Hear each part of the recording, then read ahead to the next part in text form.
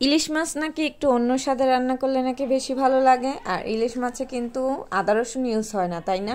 তো আমি একটা নতুন লুকে ইলিশ মাছগুলোকে রান্না করে ফেললাম অনেক দিন পর। শুক্রবার মানে আমাদের মধ্যবিত্তদের জন্য একটা ঈদ, আর একটা স্পেশাল একটা জিনিস। আর সেই দিনটাকে যদি আমরা ভালো মতো না কাটাতে পারি তখন কিন্তু মনের মধ্যেই কেমন উসনিস উসনিস লাগে। তো আমি এই শুক্রবার দিনটাকে একটু স্পেশাল করার জন্য ছেলেদেরকে চাইছিলাম 2টা মাছ ভেজে দিব, কিন্তু পরবর্তীতে প্ল্যানটা একটু চেঞ্জ হলো। তো রান্না করতে করতে আপনাদের সাথে আমার প্ল্যানটা বলি। তো শুক্রবার ঘুম থেকে উঠেই বললাম ওর আব্বুকে, চলো আমরা বাজারে যাই। তো ওর আব্বু বলতেছে কি একটু পর যাই, একটু পর যাই, একটু পর করতে করতে করতে করতে আজান দিয়ে দিছে। তখন কি আর বাজার করা সম্ভব বলেন? তার মধ্যে উনি আবার বলতেছে আমার একটা প্ল্যান আছে, আমি বাইরে খাবো আজকে দুপুরবেলা, তোমরা ঘরে রান্না করে খাও, সন্ধ্যার সময় এসে আমি বাজারে নিয়ে যাব। তো ভাবলাম সন্ধ্যার সময় আর কি বাজার করব, ঘরে ফ্রিজে মাছ আছে, মাছ 2টাকে নামাইয়া 2টাকে ভর্তা বানিয়ে দেই, আর আমি একটা ডিম ভেজে খেয়ে ফেলবো, তাহলে বাস শেষ। আর এখান থেকে তো মাছ আমার ছেলেরা কখনোই আমাকে রেখে খায় না, অবশ্যই আমাকে শেয়ার করবে। আর এত বড় মাছ তো ছেলেরা একা খেতেও পারবে না। তো এই কথা ভাবতে ভাবতেই যে কাম সেই কামই নামিয়ে ফেললাম, নামিয়ে ভেজে নিচ্ছিলাম।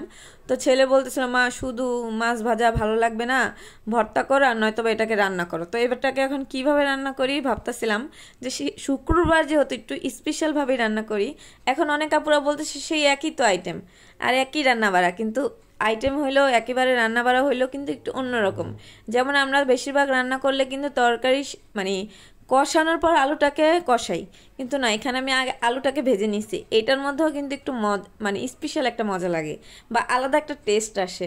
অনেকেই বুঝবে, তো অনেকেই বুঝবে না। তো যারা বুঝবে তাদেরকে থ্যাংক ইউ, যারা না বুঝবে তারা একদিন ট্রাই করবেন, ভালো লাগবে। কিন্তু আমি এই রান্নাগুলো আমাদের ফেসবুকে যাদের ভিডিও আমি দেখি বা যাদের ভিডিওতে কমেন্ট করি বা যাদের ভিডিও শেয়ার করি তাদের মাধ্যমেই আমি শিখতে পারছি, কারণ তারাও বেশিরভাগ মানুষ দেখি মানে কেউ সিদ্ধ করে খায়, কেউ কষিয়ে খায়, কেউ এভাবে খায় মানে ভেজে খায়।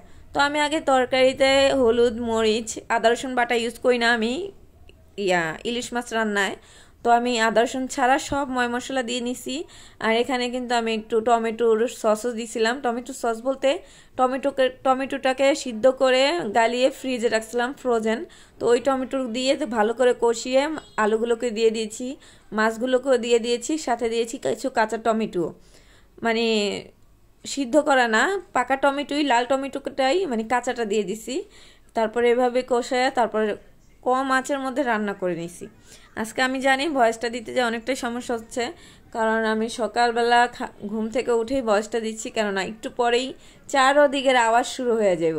সবচেয়ে বড় আওয়াজ হবে আমার ছেলের, ও আবার স্কুলে যাবে, পরীক্ষা আছে, এখন তো পরীক্ষা বাচ্চাদের। তো বাচ্চাদের পরীক্ষার মধ্যে কিন্তু দেখা গেছে অনেক কিছু দৌড়াদৌড়ি করতে হয় মা বাবাদের। তো আমারও সেই একই, কোনো ব্যতিক্রম না। আমার ছেলে এখন 8-এ পড়ে, সবাই ওর জন্য দোয়া করবেন। তো আমি সকালবেলা উঠে আগে ভয়েসটা দিচ্ছিলাম ও ঘুম থেকে ওঠার আগে, যেন ওকে নিয়ে তারপর দৌড়াদৌড়ি করতে পারি। তো আমার রান্নাটা কেমন হয়েছে জানাবেন কিন্তু, অনেক অনেক অনেক টেস্ট হয়েছে, আমার ছেলেরা বলছে। আল্লাহ হাফেজ, সবাই ভালো থাকবেন।